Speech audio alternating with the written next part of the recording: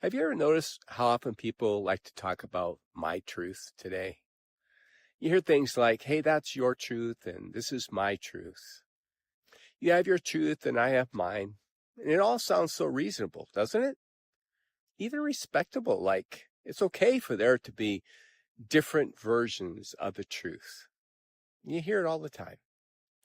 But that assumes that truth is something we create. Here's my truth. But what if truth is not something I or you create? What if truth is something we discover?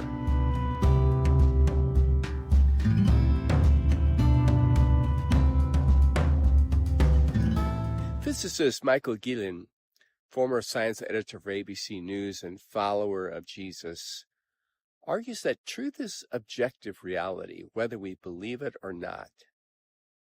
So let's think about that for a minute. For example, gravity doesn't stop working because I don't believe in it. I don't believe in gravity anymore, so I'm going to jump off this cliff and I'm going to just kind of float down onto my feet. Or I have this incurable disease, but I refuse to believe the lab results. I don't believe the doctors, so it's not going to affect my health. Listen, reality is reality. Truth simply reveals it. And that brings us directly to the words of Jesus in John chapter 8. Jesus said, "You are truly my disciples, my followers, if you remain faithful to my teachings, and you will know the truth, and the truth will set you free." Most people know that verse and use it in some form or another all the time. But what did Jesus actually mean by it? Remember Dr. Michael Gillen, the scientist? I quoted him just a minute ago. He points out that the statement, truth is relative, has a problem. For example, if someone says truth is relative, we might ask, is that statement absolutely true? If it is, then at least one truth is not relative. And if it isn't, then we're free to reject it. So the statement itself defeats itself. He also observes that science itself depends on objective truth. Imagine a scientist saying, gravity is true for me, but not for you, or water boils at 212 degrees for my culture, but not for yours. Science works because reality exists outside of us. Experiments can be repeated, and you get the same results over and over again.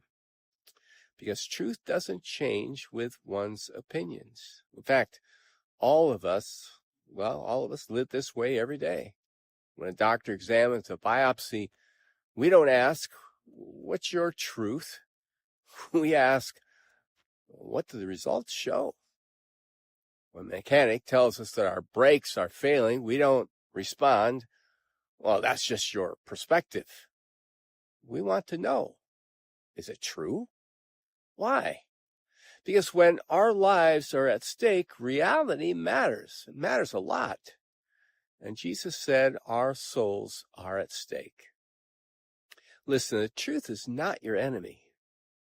Imagine standing blindfolded at the edge of the Grand Canyon and someone shouts, "Stop!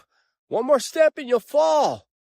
You may not like the warning. You may find it restrictive. You may be even a little offended by it. But the truth is not your enemy. The truth is the very thing that can save your life. That's how Jesus approaches you and me. He tells us the truth not to condemn us, but to rescue us. And that's exactly what happens in John chapter 8. When Jesus speaks of freedom, the crowd immediately objects. They say, "Oh, we are descendants of Abraham and have never been slaves to anyone." In other words, we don't need freedom. But Jesus sees a deeper problem. He responds, "I tell you the truth. Everyone who sins is a slave of sin." John chapter 8, verse 34. Notice those words, "I tell you the truth." Whenever Jesus says he is emphasizing something important, the truth he wants them to see is not merely theological, it's personal. It's diagnostic. He wanted them to realize that the greatest bondage in life is not political bondage. It's not financial bondage. It's not social bondage. It's spiritual bondage. Sin enslaves, and the most dangerous slavery is the slavery we don't recognize. What is real freedom? Our culture often defines freedom as, I can do whatever I want. Jesus defines freedom very differently. Freedom is not the ability to do whatever I desire. Freedom is the ability to become what God created me to be. A fish is free in water. A train is free on the tracks. An airplane is free when it operates according to the laws that govern flight. Ignoring reality doesn't create freedom. It creates disaster. The same is true spiritually. God's truth isn't designed to restrict us. It is designed to help us flourish.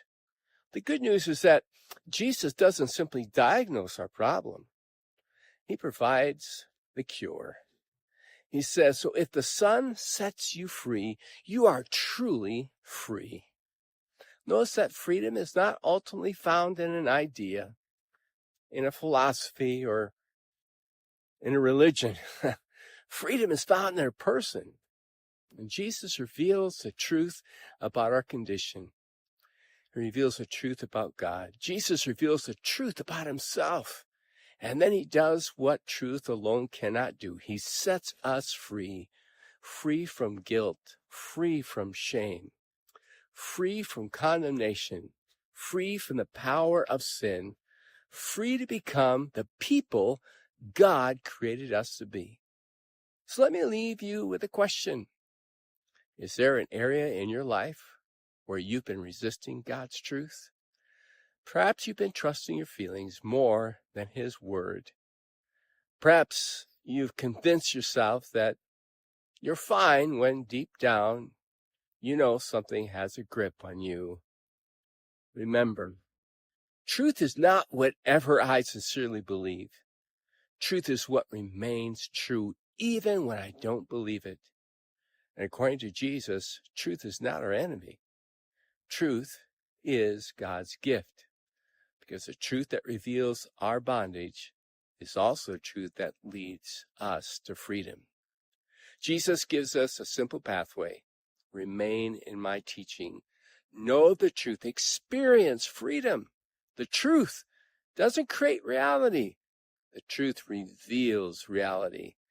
And when we align our lives with the reality God reveals, we discover genuine freedom. Because when the Son sets you free, my friend, you and I are free indeed. From the timeless Netiv, the Netiv Olam, the eternal pathway, live in freedom today.